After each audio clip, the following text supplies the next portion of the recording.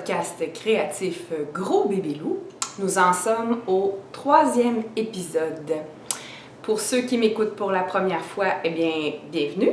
Et puis pour ceux qui me suivent depuis le début, eh bien, merci de continuer à m'écouter. Je suis très contente de vous avoir avec moi de nouveau. Je suis Nancy Ouellette, donc c'est moi qui anime le podcast Gros Bébé Loup. Et puis, vous pouvez me retrouver sur les réseaux sociaux, sur Instagram grosbébélou_création, sur Ravelry Gros Bébé Loup, tout écrit ensemble. Et puis, vous pouvez aussi venir me rejoindre sur mon groupe Ravelry que j'ai créé pour le podcast essentiellement, puis peut-être pour certains événements à venir, éventuellement peut-être. Donc, le groupe Ravelry, c'est, encore une fois, Gros Bébé Loup.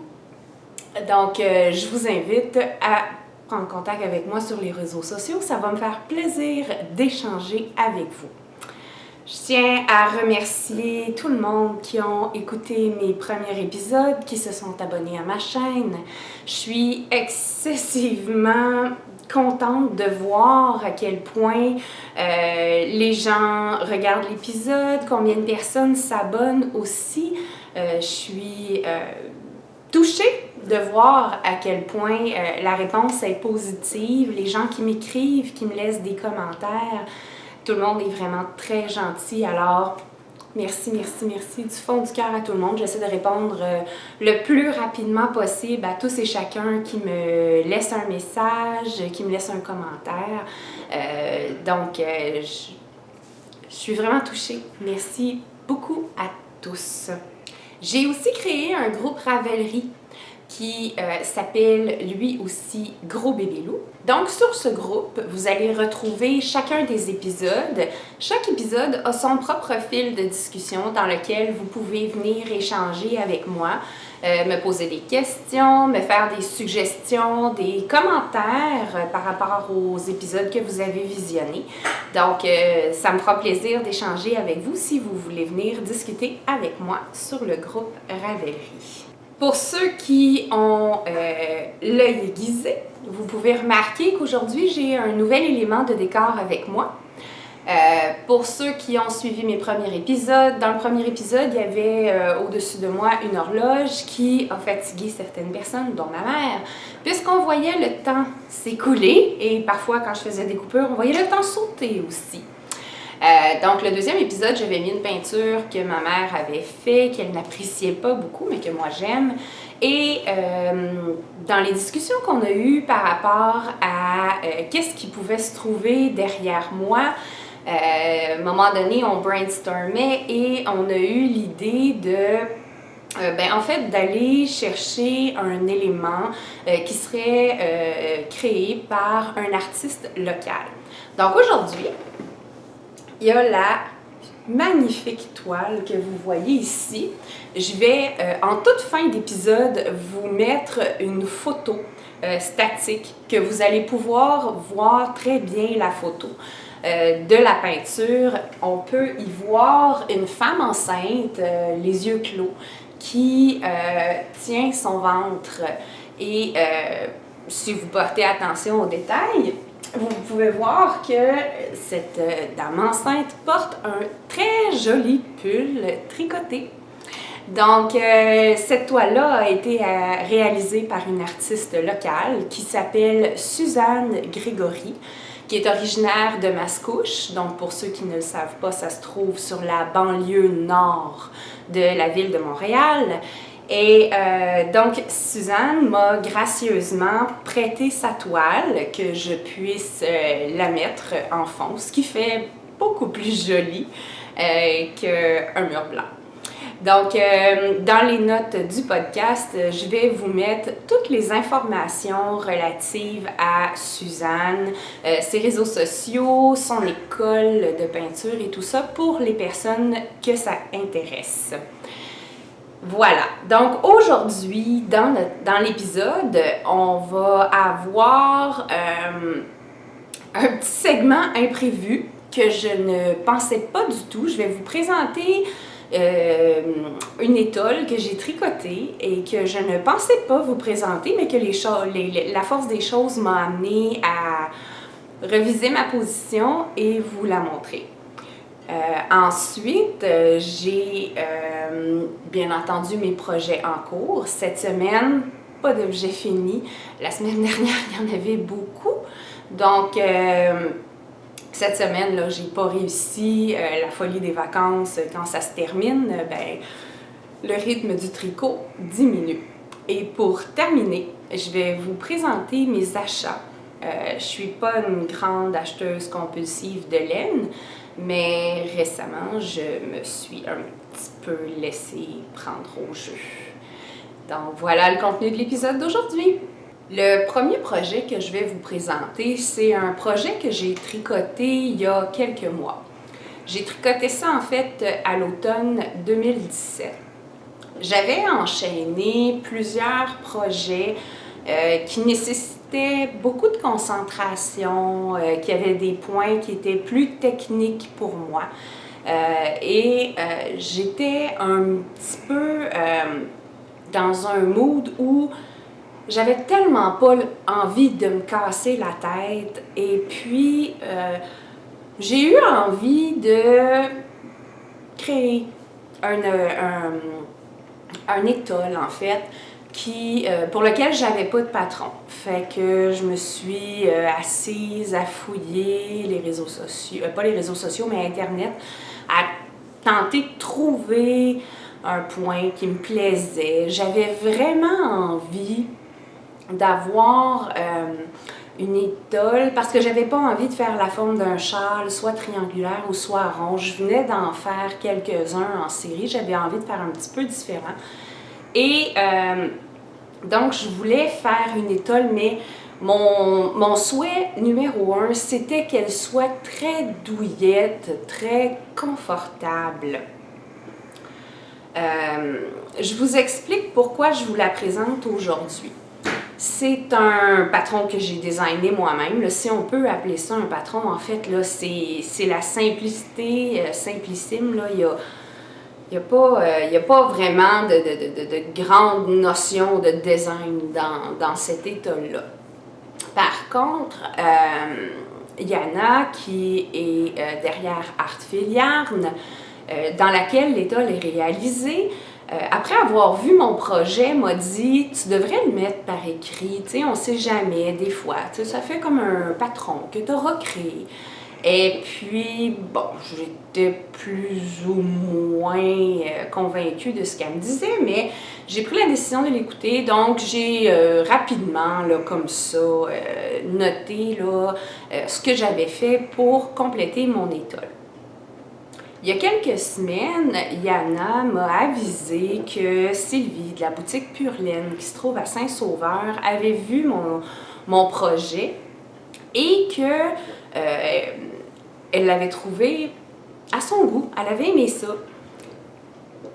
Elle avait tellement aimé ça qu'elle a décidé de la présenter dans les directs du vendredi que la boutique Pure Laine fait, comme étant un projet qui sera offert en kit. Donc, avec les explications, le patron et des kits de laine assortis là, pour réaliser ce patron-là. J'étais super excitée, genre, oh mon Dieu, genre, ben là, je ne pouvais plus, ben voyons, c'est bien le fun. Sauf que là, moi, j'avais noté à la va-vite sur Word c'était quoi le patron, fait que dans les circonstances, il a comme fallu que je m'active. On a donc pris l'étole, on est allé faire des photos pour pouvoir mettre sur le patron. J'ai ensuite versé ce patron-là sur Ravelry.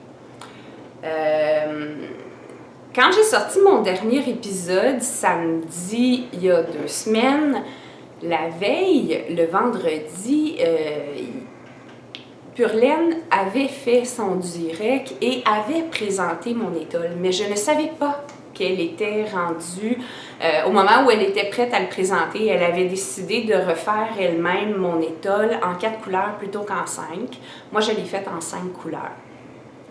Donc, elle l'a refait avec des couleurs qui lui plaisaient davantage que les miennes. Puis quand je vais vous la montrer tantôt, vous allez comprendre pourquoi. C'est un peu spécial, mes couleurs. Et elle avait donc maintenant fini de la tricoter vendredi, il y a 2 semaines, et elle a présenté le projet. Et là, ça s'est un petit peu emballé sur les réseaux sociaux, je ne l'ai pas vu venir.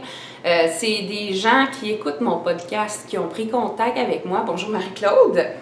C'est Marie-Claude qui m'a, pendant qu'on était en train de tricoter ensemble au café, qui m'a dit « Ben oui, je l'ai vu ton projet, ils ont parlé de toi sur Pure Laine. » Fait que quand je suis revenue chez nous en courant, je suis allée sur Facebook et je suis allée écouter, et en effet, on parlait de mon étole.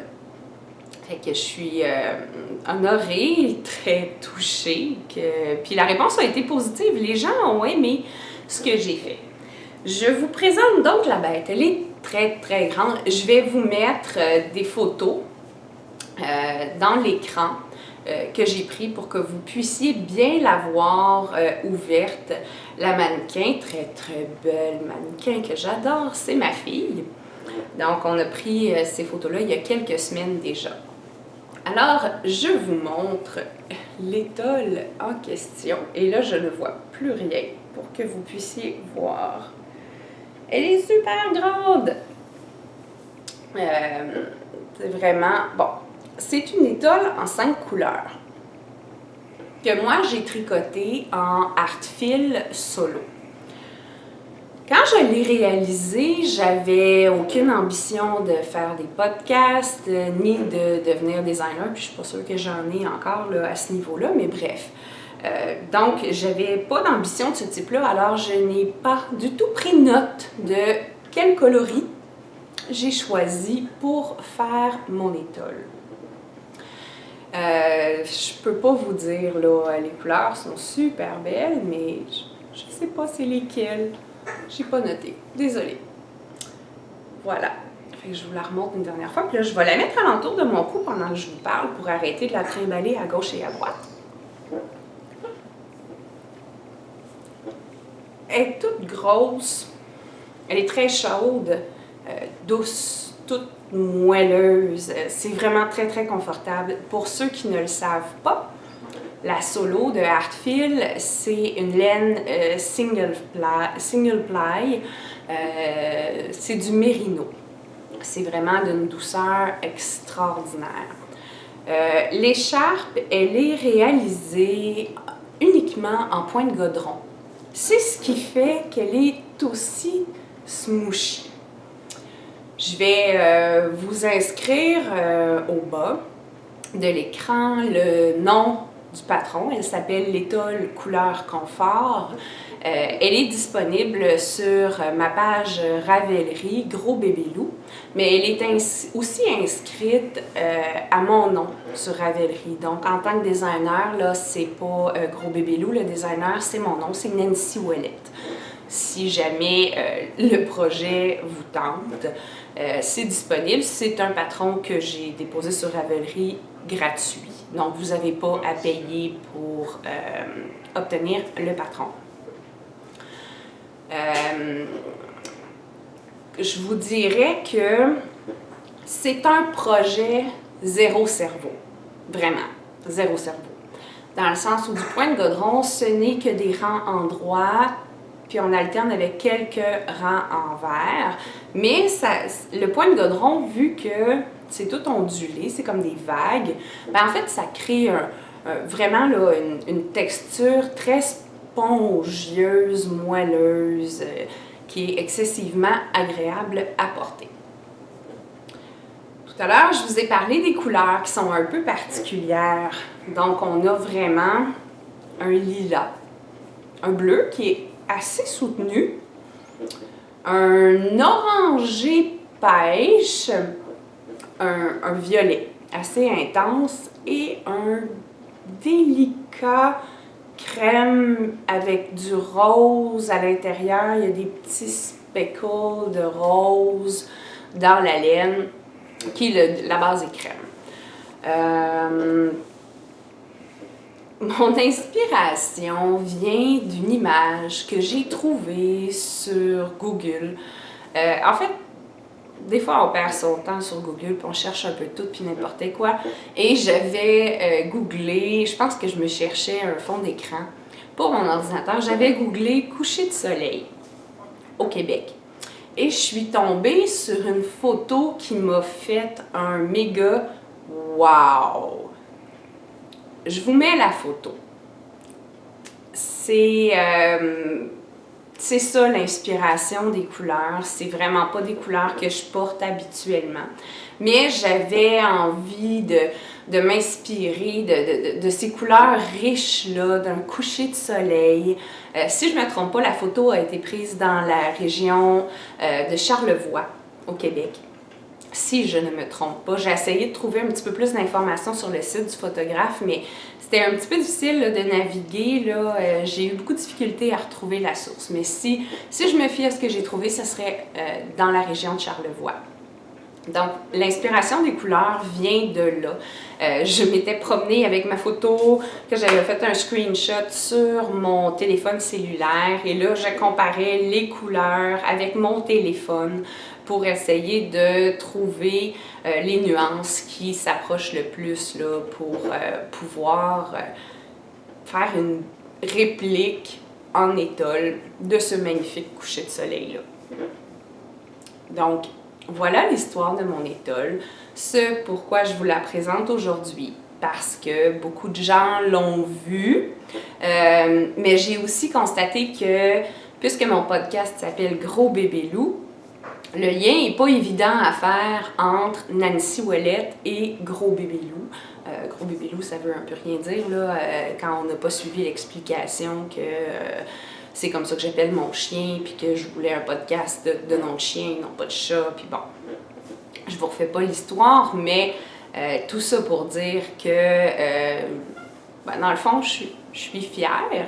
Je suis fière que les gens aient aimé mon projet et qu'il y a certaines personnes qui ont pris la décision de le tricoter, d'acheter des kits ou de télécharger le patron, puis de s'installer chez eux pour faire quelque chose que moi j'ai créé dans mon salon chez moi. Donc voilà pourquoi je souhaitais vous présenter mon étole. Ensuite, on va passer au projet en cours. Le premier projet en cours que je veux vous présenter, je vous l'ai déjà montré dans mon précédent épisode, c'est mon chandail Miroménil. Et là, je rechange la prononciation encore une fois. J'ai été contactée par certaines personnes qui me suivent sur Instagram, sur YouTube. Là, je me souviens pas via quel média j'ai été contactée pour dire que finalement, c'était pas Miromensil, c'était pas Miromesnil, mais qu'on faisait dans le fond abstraction du S, puis on disait Miroménil. Fait que c'est mon dernier essai de prononciation sur ce chandail-là. Je ne sais plus. Je vais juste finir de le tricoter, puis ça va être suffisant. Blague à part, je suis contente, il avance bien. On est rendu à une longueur qui commence à être intéressante. Donc, je vous rappelle que c'est un pull qui est tricoté top-down. On a commencé par le col. Ensuite, on a le yoke avec toutes les augmentations. Puisqu'il est tricoté en laine d'alpaga, elle est très duveteuse et poilue, là. Donc, malheureusement, ça fait disparaître le motif qui est créé par les augmentations. Mais bon, ça fait quand même joli, là. Je l'ai essayé en le retirant des câbles et puis il tombe bien, là. Ça fait un très beau drapé. Ça va être un chandail excessivement chaud, par contre. C'est de la laine worsted, 100% alpaga, donc ça fait vraiment un pull très, très chaud. Ça va être apporté par les fraîches soirées là, de fin de printemps ou été, si vraiment la température s'emballe. Mais sinon, je pense que ça va aller plus à l'automne prochain avant que je le porte là, réellement dans la journée parce que très, très chaud. Donc, pour le moment, mes manches sont en attente. Je suis rendue au bas du corps. J'ai à peu près entre 20 et 25 cm là, du bas du corps sous l'emmanchure de tricoter. Il me reste quelques centimètres encore avant de commencer les côtes.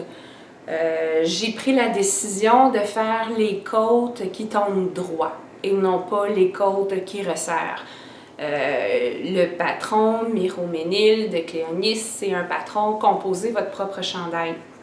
Donc, on a plusieurs options au niveau de comment on décide de faire la construction des manches, de quelle longueur on fait le pull et aussi comment on fait le drapé. Est-ce qu'on met des plis à l'avant ou est-ce que c'est un pull qui va tomber droit? Et il y a des différences au niveau des côtes. Donc, il y a vraiment des côtes qui sont créées pour resserrer le bas du pull et d'autres qui sont créés là, pour pouvoir que le pull tombe bas, tombe droit, pardon. Donc, je pourrais vous expliquer peut-être un petit peu mieux. J'ai lu les instructions, mais je pourrais vous expliquer un peu mieux là, c'est quoi le concept des côtes pour qu'elles tombent droites quand je les aurai tricotées. Il n'y a pas beaucoup à dire sur ce chandail-là. Comme vous voyez, là, il est vraiment très uniforme.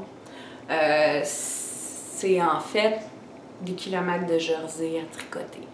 On tourne en rond à l'infini et plus loin encore. Puis en même temps, c'est correct. Ça me convient d'avoir un pull qui fait juste être du jersey là, à tricoter sur un long moment. Ça fait un tricot qui est agréable à traîner en café tricot ou que, tu sais, quand je vais avec des amis, ben en fait, c'est lui que j'emmène parce que je peux continuer à tricoter mes mailles en droit sans avoir à me soucier de me concentrer.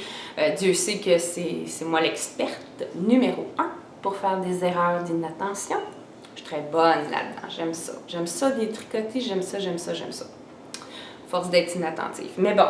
Je peux peut-être vous raconter une anecdote justement liée avec mes petites erreurs d'inattention.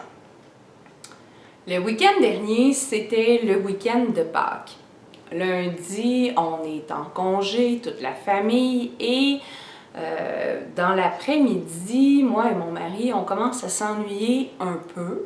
Donc, on se dit, qu'est-ce qu'on pourrait bien faire?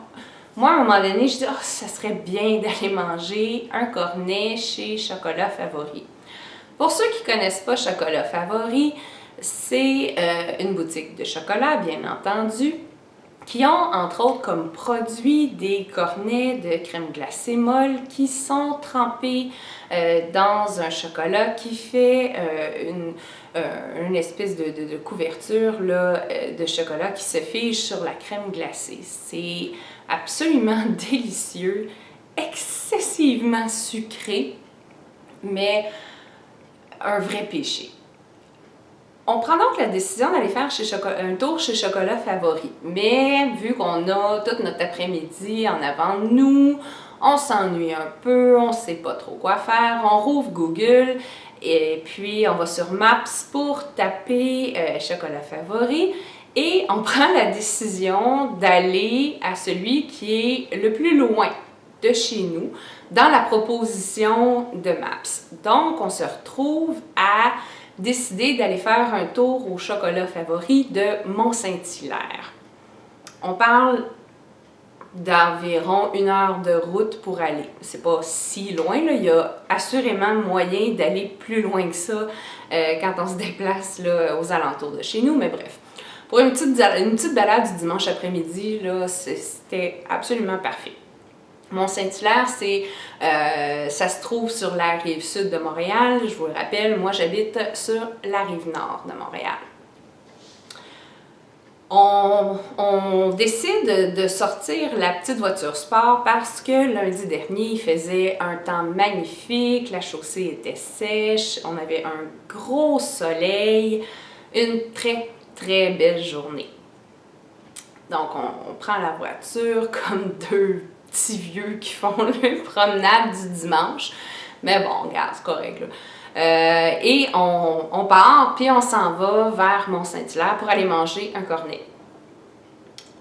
Pendant la route, moi, j'ai amené mon chandail et puis je tricote tranquillement en se promenant, puis en regardant dehors. Puis bon, on va manger notre cornet. Sur la route du retour, il y a un moment où je me dis, Seigneur, qui est long à faire ce tour-là. Je pense que je dois commencer à être fatiguée, je dois être en rush de sucre, je sais pas, mais c'est long faire le tour, c'est long, incroyable.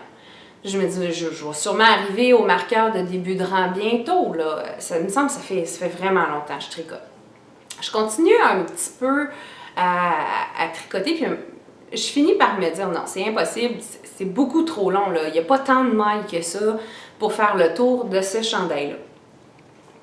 Donc, je prends mon chandail et je commence à inspecter mon câble tout le tour pour chercher mon marqueur de rang. Voici le coupable.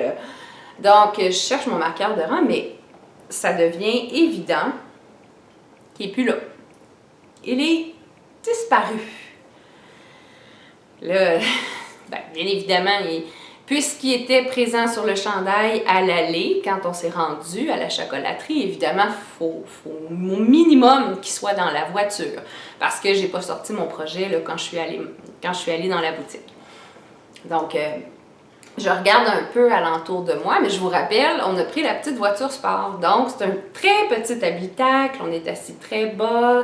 Et bon, j'essaie de regarder autour de moi, mais là, c'est évident que je ne trouverai pas ça pendant qu'on roule. Donc, je continue à tricoter mon chandail, mais sans mon marqueur de début de rang. Arrive à la maison, donc là, sort de la voiture, à quatre pattes à terre, à tasser le banc, fouiller en dessous, puis c'est un des marqueurs de rang que j'aime le plus. Fait que je tiens particulièrement à le retrouver. J'ai pas vraiment envie de le laisser quelque part perdu dans le fond de la voiture. Après beaucoup de contorsions en dessous des banquettes et avec des flashlights pour essayer de trouver le marqueur, j'ai fini par le trouver.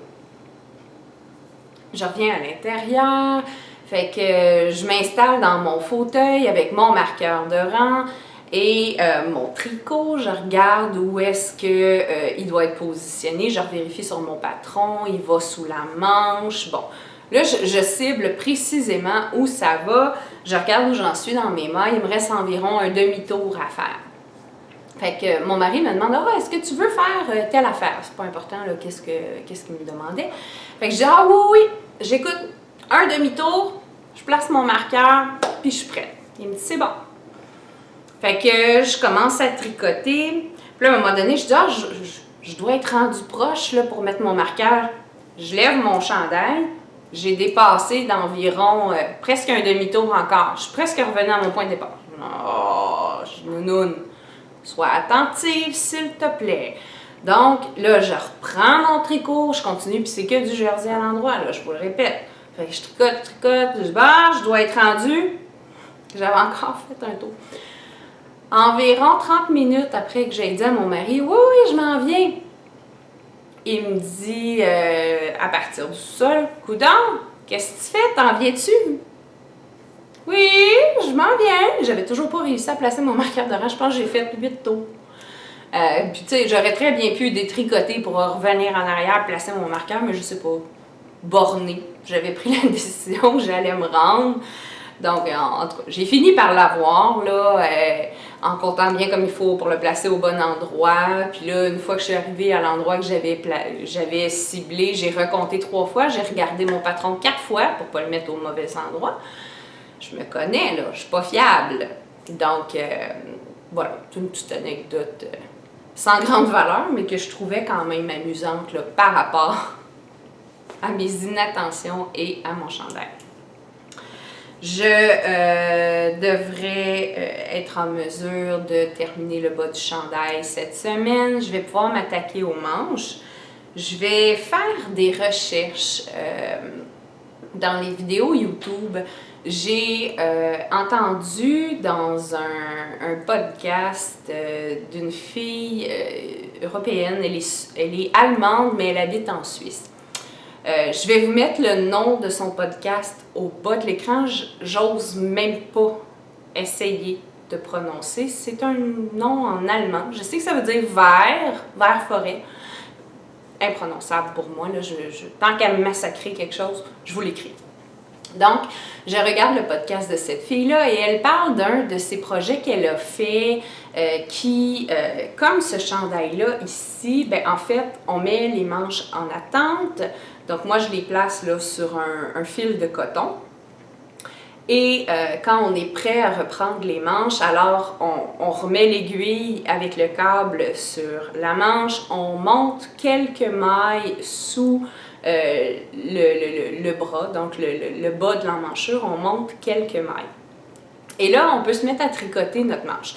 Mais quand on tricote une manche, à partir du pull comme ça, en fait, on passe un temps fou à manipuler le pull et à le tourner comme ça. Parce que, bon, ben, bien évidemment, dès qu'on a fait 15-20 mailles, ben, tout commence à tordre, donc c'est pas très confortable, ça tire, donc on manipule énormément le chandail. Dans son podcast, ce qu'elle explique, c'est qu'elle monte ses manches à part, donc 2 manches sur un même câble. Le même principe, en fait, de Magic Loop que de monter 2 chaussettes en même temps. Même chose. Mais pour 2 manches. Donc, elle monte ses manches à part de la longueur qui est préconisée dans le patron. Et ensuite, elle va faire... puis là, je crois avoir compris que c'est la technique, là, le point Kitchener. Elle vient attacher sa manche avec cette forme de grafting-là sur le chandail. Ce qui fait que ça fait beaucoup moins de manipulation de la pièce complète, mais aussi, moi, une des choses que je fais souvent quand j'ai mon chandail, c'est que mon aiguille finit par piquer dans mon chandail comme ça pour diverses raisons, et j'ai toujours un peu la crainte de tirer une maille, d'abîmer un peu mon chandail. Donc, je vais faire un peu de recherche là, pour voir la technique exacte. Semble-t-il qu'on ne voit pas du tout la ligne où on rattache le chandail à la manche. Je vais le tester. C'est un excellent projet pour le tenter, vu qu'il est très duveteux, avec cette alpaga là, qui a beaucoup de poils, qui est très blanc par rapport à la couleur là, gris assez foncé du chandail.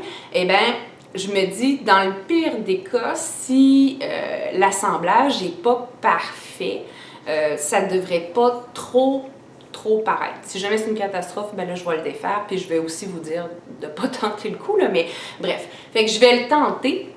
J'espère que dans le prochain épisode, je pourrai vous donner des nouvelles de comment ça s'est passé, l'assemblage des manches avec cette technique-là. Donc voilà pour mon Miroménil. J'ai dit que je m'en faisais plus avec le nom. Mon prochain projet, c'est mon châle mystère. Je rappelle pour ceux qui n'ont pas vu les épisodes précédents, je me suis inscrite à un groupe à la boutique La Maillerie à Laval, où l'objectif du groupe, en fait, c'est de tricoter tout le monde ensemble en faisant une rencontre aux 2 semaines, le vendredi soir. Et à chacune de nos rencontres, on reçoit une partie du patron. C'est un calme mystère, mais en personne, en fait. Donc, la dernière fois, je n'avais que la phase préparatoire. Maintenant, j'en suis là. Je vous l'approche un petit peu. Donc, on a vraiment une très jolie dentelle, pas bloquée, donc c'est sûr qu'elle ne peut pas s'exprimer pleinement. Dans cette superbe couleur de Fibrilia, qui est une compagnie québécoise de teinturiers indépendants. La couleur, c'est Arès.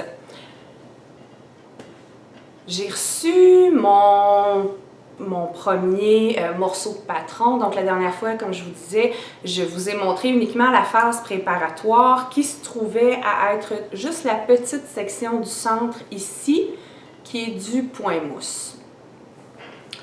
On a reçu à notre première rencontre, qui est vendredi, il y a maintenant 2 semaines, la première partie du patron qui représente de ici, le début de la dentelle, jusqu'à où je suis rendue maintenant. Donc, on a 2 petites sections dentelles séparées par une section de point mousse. Voulez-vous une autre anecdote d'inattention? J'en ai une autre!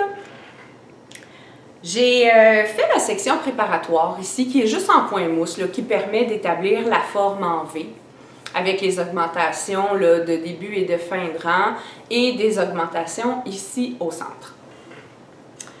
Je fais ma phase préparatoire qui nous demande de monter jusqu'à ce qu'on ait 53 mailles de chaque côté du marqueur de centre.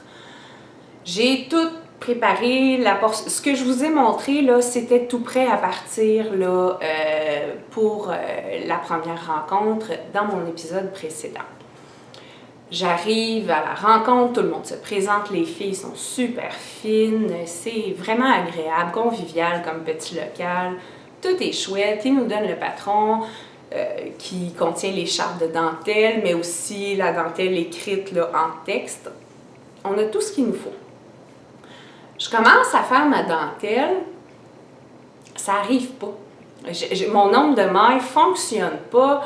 Là, je dis, mon Dieu, mais comment j'ai pu me tromper comme ça ne marche pas. Mais tu sais, en même temps, on est beaucoup de monde, on essaie de faire de la dentelle, on parle. Bon, c'est faire de la dentelle avec autant de monde qui parle, c'est un peu déconcentrant. Fait que je redéfais et puis je recommence, je remonte ma dentelle, j'arrive toujours pas. Je me dis, Seigneur, c'est incroyable, là, je veux bien, tu sais, faire attention. Je redétricote pendant la rencontre, toujours, là.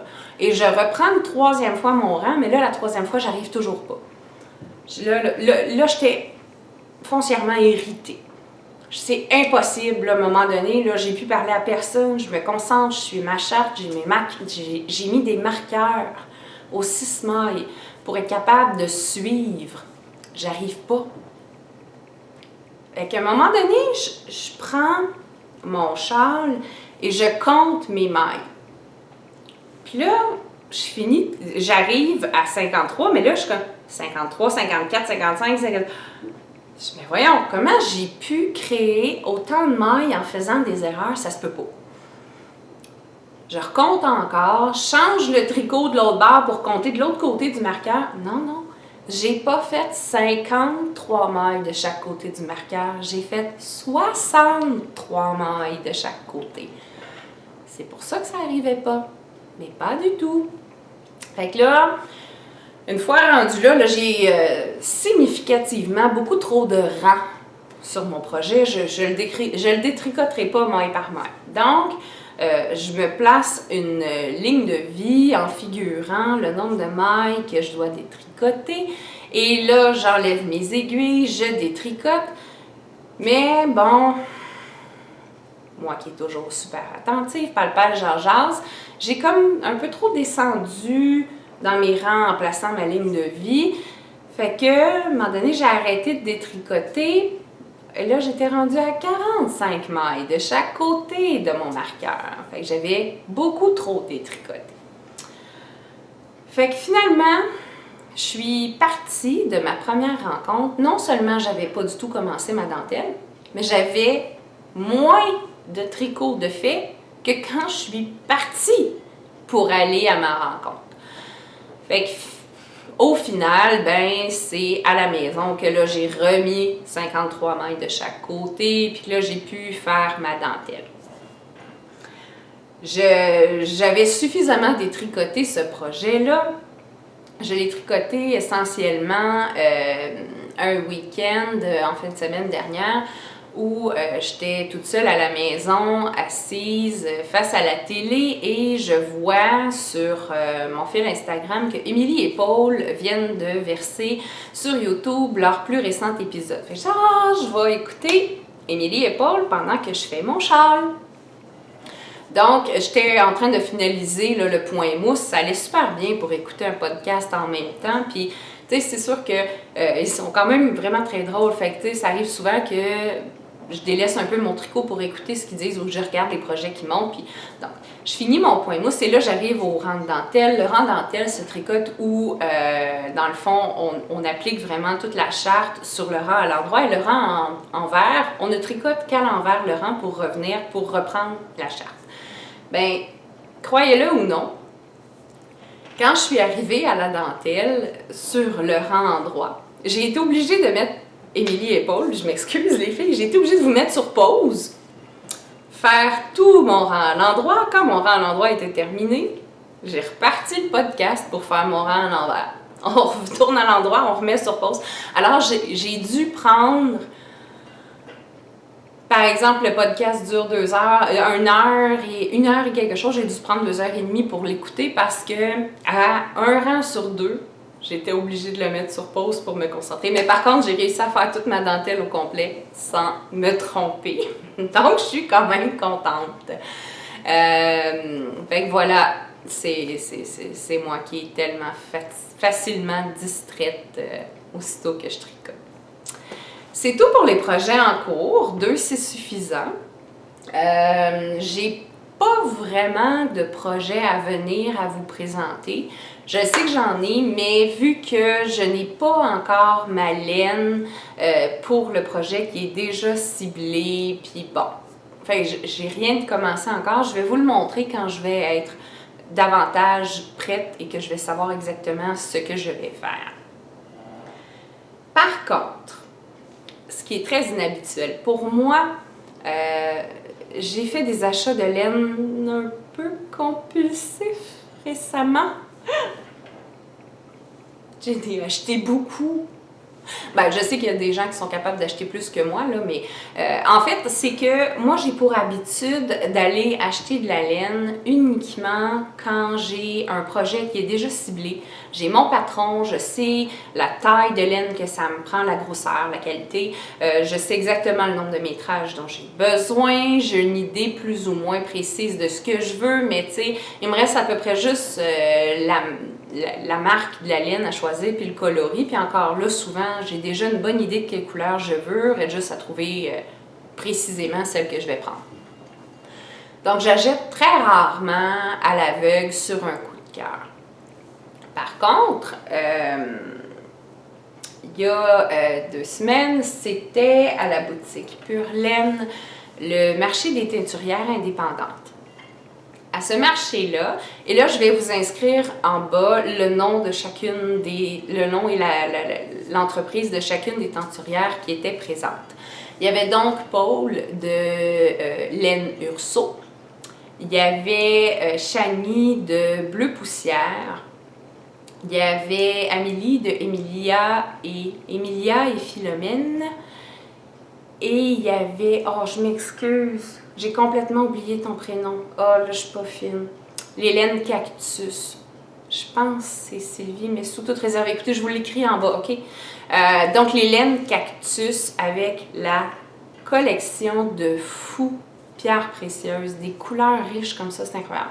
Donc, je suis allée faire un tour à la boutique Pure Laine de Saint-Sauveur pour le marché des teinturières. Je voulais voir, je voulais rencontrer les gens aussi. C'est toujours le fun de parler avec les filles qui les teignent, ces laines-là. C'est super le fun de pouvoir échanger. Il y avait un monde fou. C'était incroyable.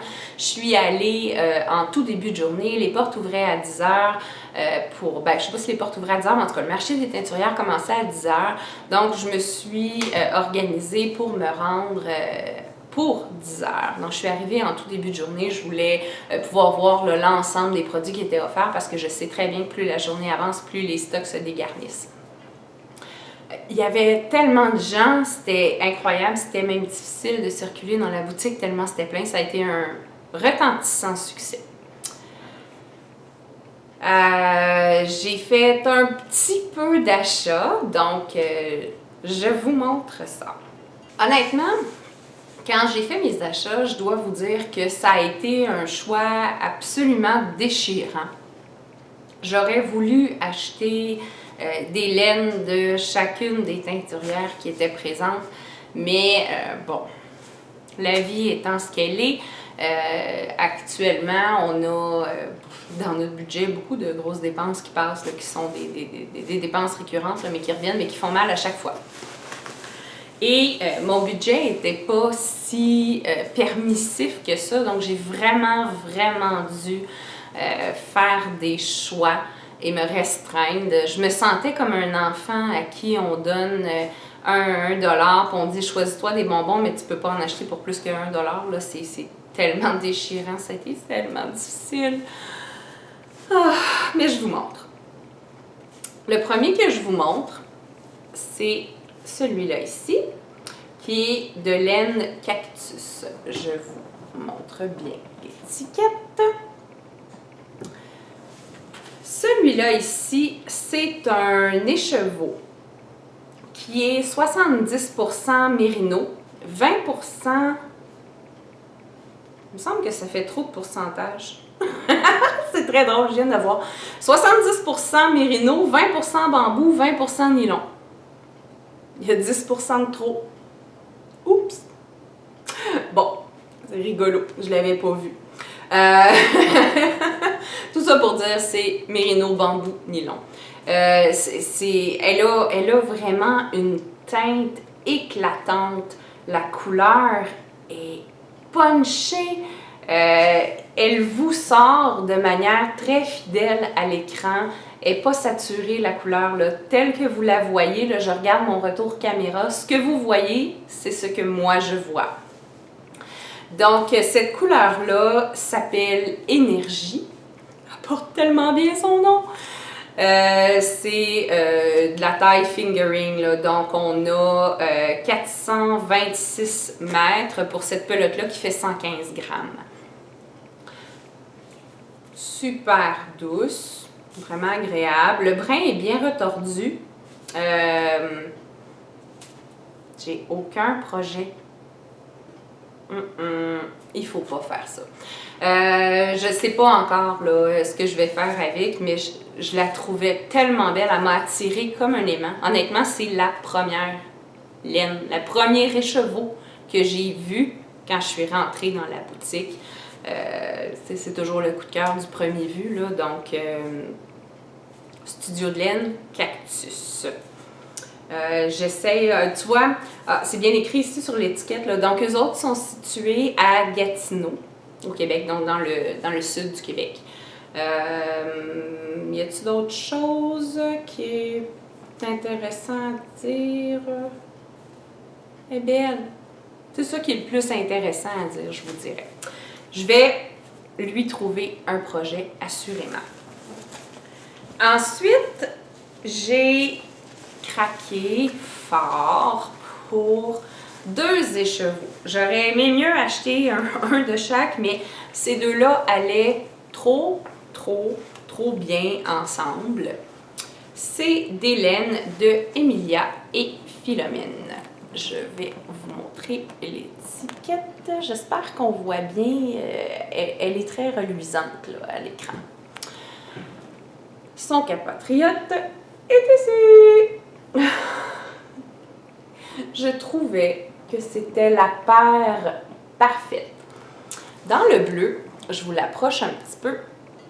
Vous pouvez voir qu'il y a des brins de laine qui ressortent très crème. On voit beaucoup de crème qui sort à travers le bleu, ce qui me fait dire qu'ils devaient absolument rester mariés, qu'ils étaient ensemble, puis il fallait qu'ils restent ensemble. Je ne pouvais pas les séparer, c'était impossible. C'était de la cruauté. Malheureusement, sur les étiquettes de ces échafauds-là, ben là, celui-là, il l'a perdu, puis comme vous voyez, c'est moi qui l'ai retordu avec tout mon grand talent. Il est tout croche. Faut que je le bobine, là, honnêtement, là, avant qu'il se défasse complètement puis que je me retrouve avec une tonne de nœuds. Mais bon, il n'y a pas d'inscription sur l'étiquette d'Emilia et Philomène. Oui, c'est ça, Emilia et Philomène. que je pourrais vous donner là, au niveau du métrage, le nom de la couleur. Il n'y a rien dessus, à part de vous dire que je l'ai aimé, je l'ai trouvé. Puis je trouve que, habituellement, je porte toujours du rouge, du noir, du gris, mais je trouve que ce bleu-là, il est saillant. Avec le petit crème comme ça. Oui. On aime. Je sais pas encore ce que je vais faire avec. C'est une laine, ce que je peux vous dire par contre, c'est une laine de Mérino. Je sais pas si elle est mélangée, par contre, là, j'ai pas les indications. C'est une fingering, une grosse fingering, mais fingering. Avec un brin là, qui est tordu. On voit vraiment bien la torsion du brin, mais c'est comme s'il était tordu de manière très lâche. Là. La fibre est comme toute gonflée, un petit peu obèse, excessivement doux. Mais je vous dirais honnêtement, c'est vraiment la couleur qui m'a cassé, là, la gradation qu'il y a dans ce joli bleu turquoise avec une toute petite touche de vert à l'intérieur, je vous dirais, là, qui lui donne un punch incroyable. Je l'adore. Fait qu'il faut que je me trouve un projet. Si jamais vous avez des suggestions, je suis preneuse. Ces deux beaux écheveaux-là. C'est des écheveaux de 115 grammes de fingering. Fait que quelque chose à faire avec ça. Donc ça, c'est ce que j'ai acheté au marché des teinturières. Je dois vous avouer que je suis excessivement triste de ne pas avoir pu acheter des laines de chacune des designers qui étaient là. Les laines de bleu poussière étaient sensationnelles. La qualité, la douceur de ces couleurs. On ne parlera pas non plus des laines d'Urso qui sont absolument magnifiques. Vraiment. Mais bon, il a fallu faire un choix. Peut-être que ça a été motivé par le fait que et Urso et Bleu Poussière sont davantage vers des couleurs qui étaient moins un aimant pour moi. Mais bref, j'aurais vraiment aimé acheter beaucoup plus. Mais bon, il fallait se restreindre. J'ai fait un autre achat. Celui-là, je l'ai fait à la boutique La Maillerie. Bon, quand on va pour faire un événement tricot, excusez, le chien se secoue juste à côté. Quand on va, c'est Monsieur le Gros Bébé Loup. Quand on va pour faire un événement tricot dans une boutique de laine, invariablement, on a comme le loisir de voir ce qui traîne là. Et quand j'avais choisi ma laine de Fibrelia pour mon châle mystère, j'avais beaucoup hésité entre deux coloris excessivement différents et puisque on m'avait avisé qu'il allait avoir de la dentelle, j'ai pris le choix de prendre une couleur qui était davantage qu'on pourrait appeler une couleur solide, là, donc une couleur beaucoup plus unie. Même s'il y a des dégradés de couleur dedans, pour pouvoir permettre à la dentelle de s'exprimer à travers la couleur. Mais l'autre écheveau qui me plaisait énormément, c'est celui-ci. Donc, c'est bel et bien, encore une fois, une Fibrelia. Donc, cet écheveau de Fibrelia qui est, je vais juste prendre le temps de le lire, Fibrelia Cassou, Cassou Marvelous, et le coloris c'est Cortis. Donc je vous le remontre. Voilà. Donc un écheveau fabuleux. Oh, il est tellement beau. Un mauve avec du gris, des speckles noirs. Je suis très rarement attirée par les laines qui ont quand même des speckles très prononcés. C'est pas nécessairement le type de coloris qui va m'attirer en premier. Celui-là, pour moi, il représente un petit mystère de coup de cœur. Je l'ai tellement trouvé beau. La composition est juste magique. J'ai encore acheté un écheveau tout seul Il n'y a pas de projet, il n'y a pas de copains pour jumeler, mais je peux déjà vous dire que je sais que les copains qui pourront aller avec seront gris. Faut quand même que je reste conséquente avec moi-même. Mais bref, un gros craquage, là, vraiment juste un coup de cœur qui, j'espère, sera pas empilé dans le stash de laine. J'ai pas vraiment de stash, là, mais je vous dirais, avec les achats que j'ai fait récemment, là, je suis en train de m'en créer un tout petit. Donc, c'est une laine 80% mérino, 20% nylon. De taille fingering, là, donc on a un métrage là, pour 115 grammes de 385 mètres. Donc, un autre bel achat pour moi. Je suis très contente. Les derniers écheveaux que j'ai à vous montrer, c'est à moitié un achat, à moitié j'ai gagné. En fait, j'ai participé au CAL de Colorista. Geneviève Parent, qui est la designer de Colorista, a organisé un CAL sur Ravelry dont le thème était le jacquard.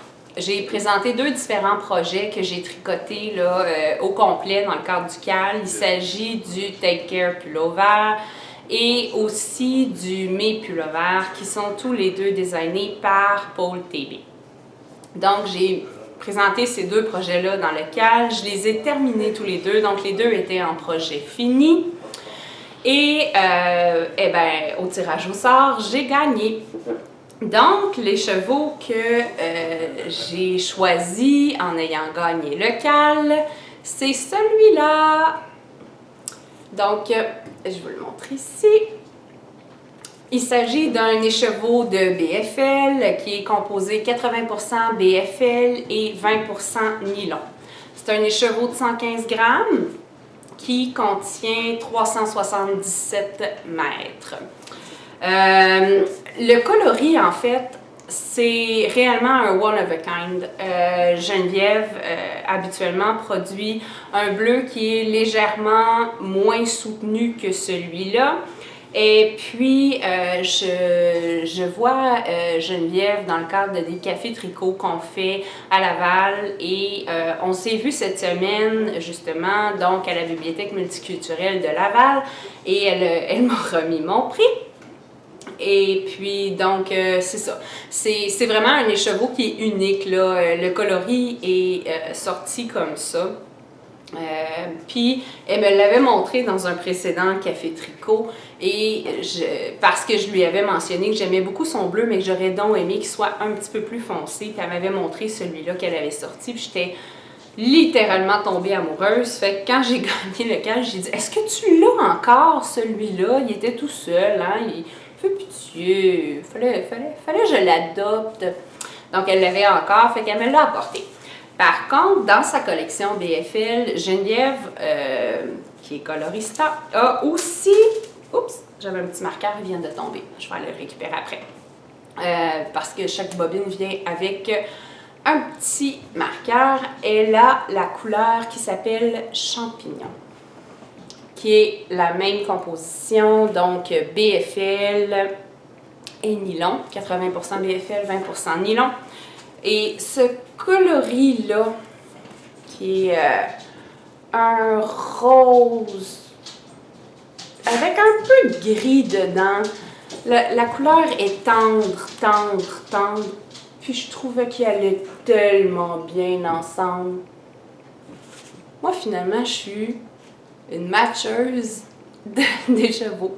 Hein? J'ai créé un couple avec ma Émilie Philomène, j'ai créé un couple avec ma petite colorista, mais encore une fois, c'est un petit couple, hein?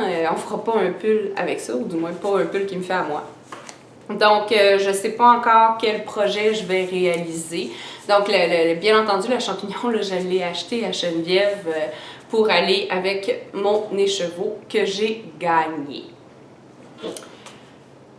Ah là là, que de projets à tricoter, que de projets, puis surtout que de projets à trouver pour les tricoter. Encore une fois, si jamais vous avez des suggestions, je suis preneur, un pour l'autre, que ce soit la Milia et Philomène ou que ce soit pour la colorista.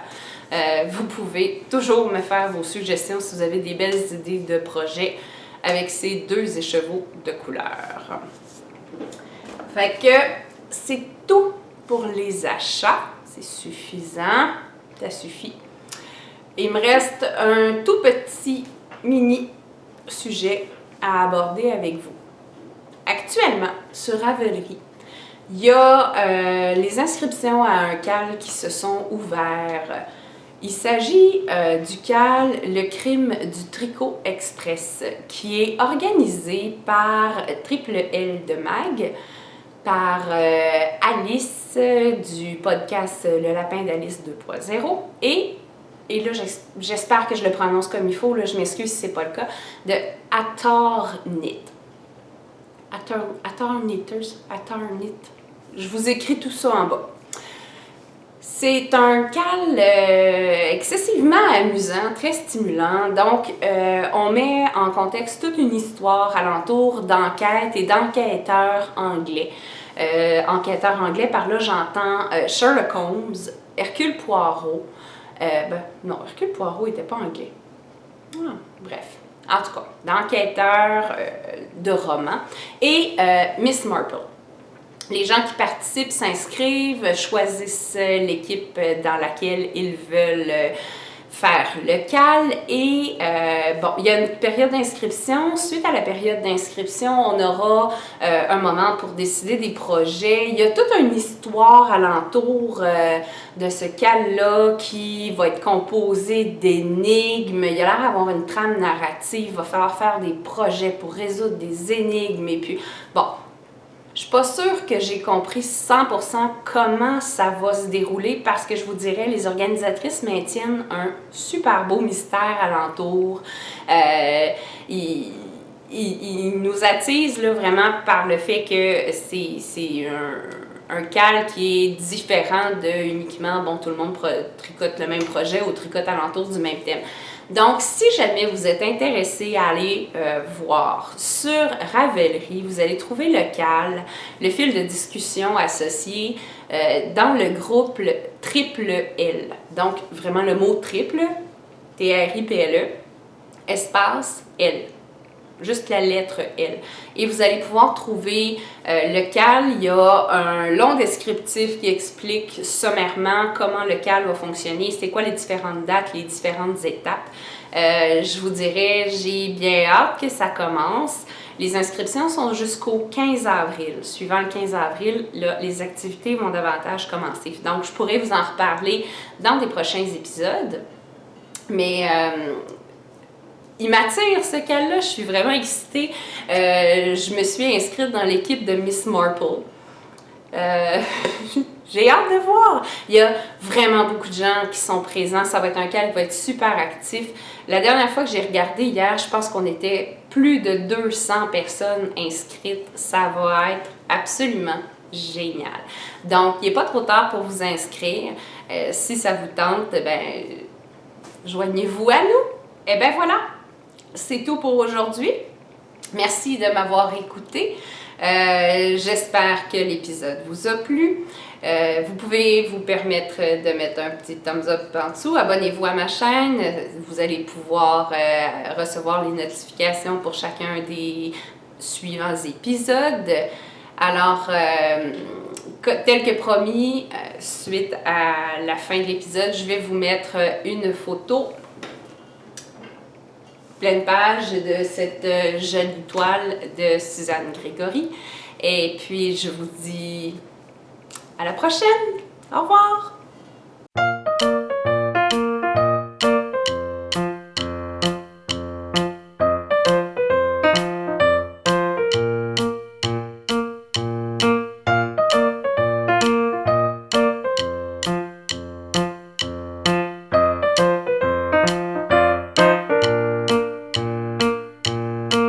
Thank you.